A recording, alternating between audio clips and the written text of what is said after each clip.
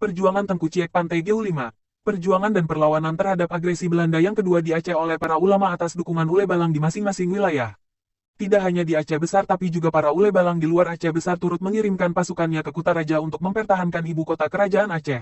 Meskipun Masjid Baitur Rahman telah berhasil dikuasai Belanda tanggal 14 Januari tahun 1874, namun pejuang Aceh masih terus mempertahankan istana dalam kerajaan Aceh untuk tidak jatuh dalam penguasaan Belanda. 3.000 pasukan Aceh dari Mukim 22 yang dipimpin Panglima Polem terus membuat pertahanan di Lempu, sementara istana dalam kerajaan dijaga ketat oleh 900 orang pejuang Aceh bersenjata lengkap. Sedangkan Raja Pidi turut datang ke Aceh Besar bersama 500 orang rakyatnya dan bergabung dengan kubu pertahanan di Lueng Bata yang dipimpin oleh Toku Imum Lumbata. Pertengahan Januari tahun 1874, datang pula bantuan rakyat dari Pesangan dan Trumon.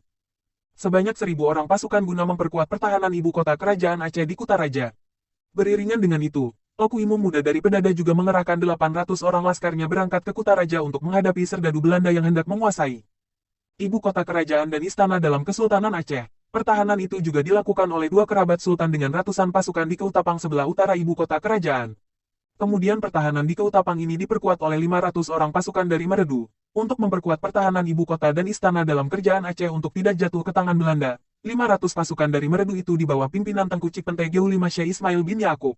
Penyerangan Belanda pertama untuk merebut ibu kota kerajaan Aceh 1873, usia Syekh Ismail bin Yakub masih sangat energi dalam berjuang untuk memperkuat pertahanan di wilayah selama Perang Aceh dengan Belanda. Banyak sekali hikayat-hikayat yang dikarang oleh para ulama di Aceh, yang hikayat-hikayat tersebut menyerukan rakyat untuk berperang melawan penjajahan Belanda. Di antara hikayat-hikayat itu salah satunya adalah hikayat Perang Sabi yang dikarang oleh seorang ulama besar bernama Tengku Ciek Pantai Kulu, ulama yang menyerukan rakyat Aceh untuk berjihad fisabilillah berperang melawan penjajahan kafir Belanda di Aceh. Bahkan tak hanya itu, di hampir setiap daerah di Aceh dulu banyak sekali terdapat hikayat-hikayat yang sengaja dikarang oleh para ulama berisikan seruan perang jihad melawan kafir Belanda, termasuk hikayat Perang Kutagle, Bati Ilik Samalanga, di mana Tengku Ciek Pantai Kelima salah seorang panglima perang dalam mempertahankan benteng Kutagle ini.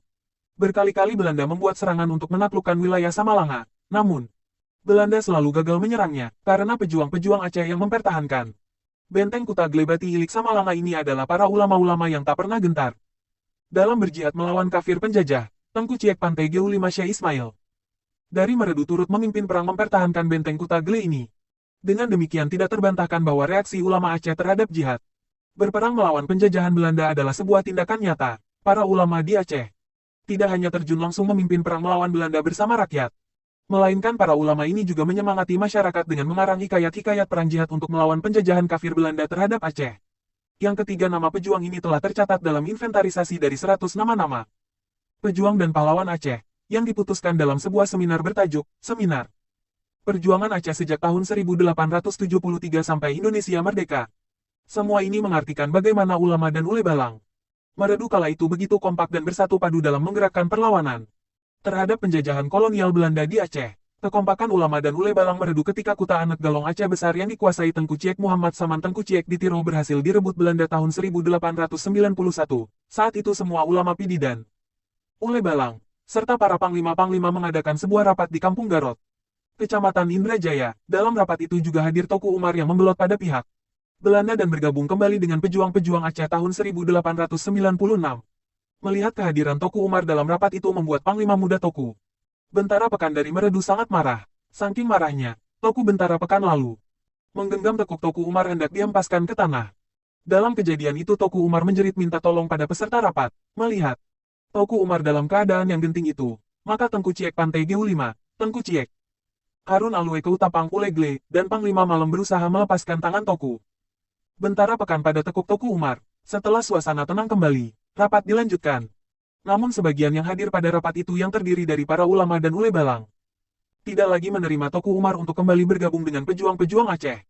Karena Toku Umar dianggap telah memihak kepada Belanda, namun atas ikhtiar Tengku Ciek Pantai GU5 Syekh Ismail Yakub, yang meminta semua peserta rapat untuk memaafkan Teku Umar, hingga akhirnya Toku Umar pun dimaafkan kelakuannya. Maka pada rapat itu selain menyelesaikan masalah Toku Umar, juga dibicarakan strategi-strategi perjuangan selanjutnya yang hendak dilakukan oleh pejuang-pejuang Aceh. Pasca jatuhnya Kuta Anak Galong ke pihak Belanda, dalam rapat ini juga diputuskan bahwa Toku Umar disepakati ditugaskan berperang di daerah Aceh Barat Melaboh, dan Sejak itu Teuku Umar pun meninggalkan Aceh Besar dan terus berjuang melawan Belanda di Aceh Barat, sampai akhirnya Teuku Umar syahid di ujung Kalak Melabu Aceh Barat pada malam tanggal 10 Februari tahun 1899. Cerita yang ditulis Teuku H. Yaakob Ali 1988.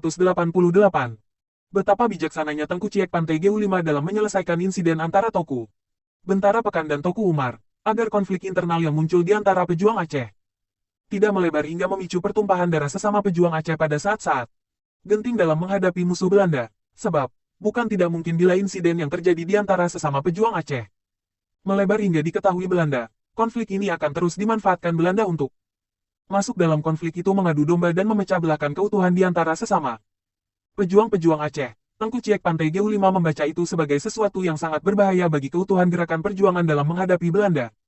Mengobarkan perang jihad, Tengku Ciek Pante GU5 Syekh Ismail bin Yaakob sebagaimana telah disinggung di atas tak hanya berperan sebagai seorang ulama besar yang alim dalam memimpin daya Pante GU5 di Meredu, tapi beliau juga seorang panglima perang yang gagah berani terjun langsung ke medan perang memimpin pasukannya dalam melawan penjajahan Belanda di Aceh. Bahkan sejak awal agresi Belanda di Aceh 1873, sejak itu Tengku Ciek Pante GU5 tidak tinggal diam. Ia terus mendidik dan mempersiapkan murid-muridnya di daya Pante GU5 untuk menguasai teknik ilmu peperangan.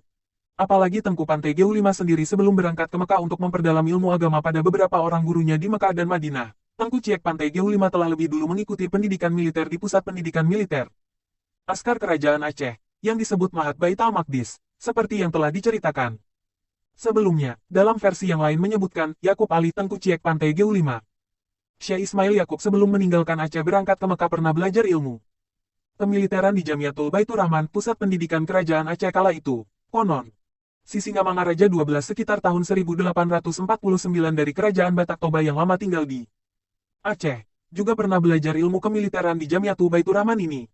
Menurut versi ini, artinya Tengku Ciek Pante GU5 dengan Sisingamangaraja 12 sudah punya hubungan persahabatan sejak sama-sama belajar ilmu militer di Jamiatur Baitur Rahman Kerajaan Aceh, menyangkut bagaimana hubungan Tengku Ciek Pante GU5 sebagai ulama yang pernah mengenyam pendidikan militer, saat menerima kabar bahwa ibu kota kerajaan Aceh, Banda Aceh sekarang akan terancam bahaya oleh invasi kolonial Belanda hendak menyerang kerajaan Aceh, maka darah kemiliteran yang bersatu dengan darah jihad bela negara yang mengalir dalam tubuh Tengku Ciek Pante GU5 seperti mendidih tak karuan.